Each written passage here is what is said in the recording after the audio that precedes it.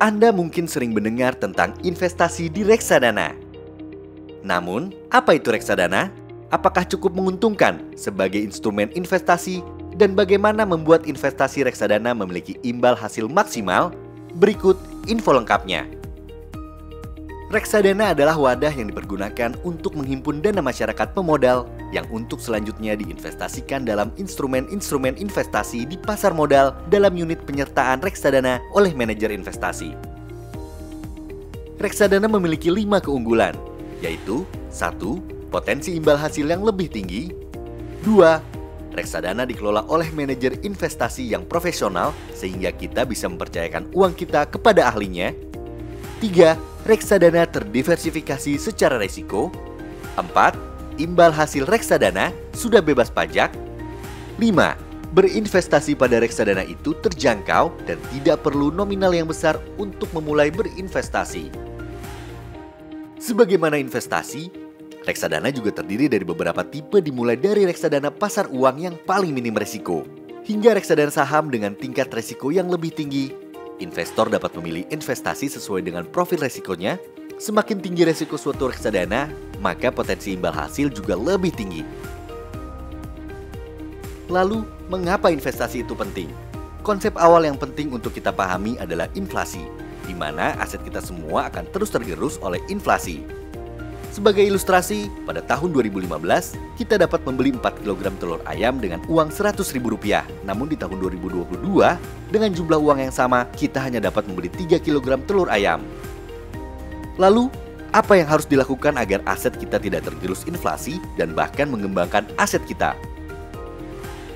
Jika kita lihat grafik ini, terlihat bahwa imbal hasil dari deposito yang diperlihatkan melalui garis berwarna biru tidak jauh berbeda dari perkembangan inflasi yang diperlihatkan melalui garis berwarna merah. Maka, jika kita ingin mendapatkan hasil yang optimal dalam jangka waktu yang panjang, kita perlu berinvestasi pada produk-produk investasi yang punya imbal hasil lebih baik. Contohnya seperti obligasi, seperti yang Anda dapat lihat pada garis warna abu-abu, ataupun reksadana saham yang Anda dapat lihat pada garis warna kuning.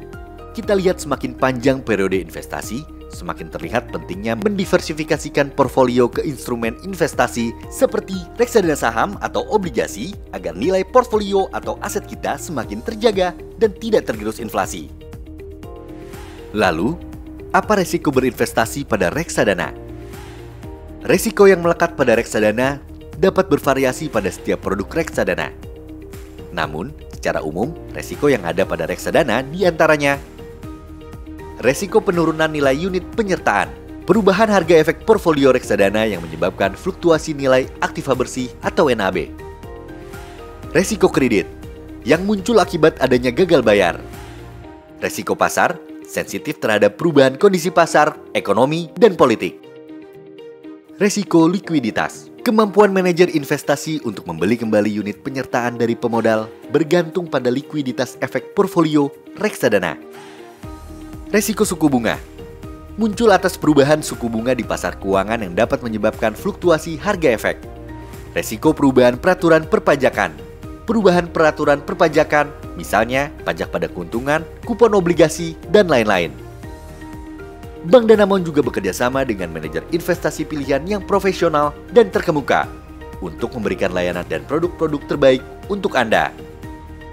Bagaimana? Cukup menarik kan berinvestasi di reksadana? Anda mau mulai hari ini? Hubungi relationship manager Anda di Bank Danamon terdekat dan pastikan tujuan keuangan Anda tercapai. Karena kini Anda saatnya pegang kendali.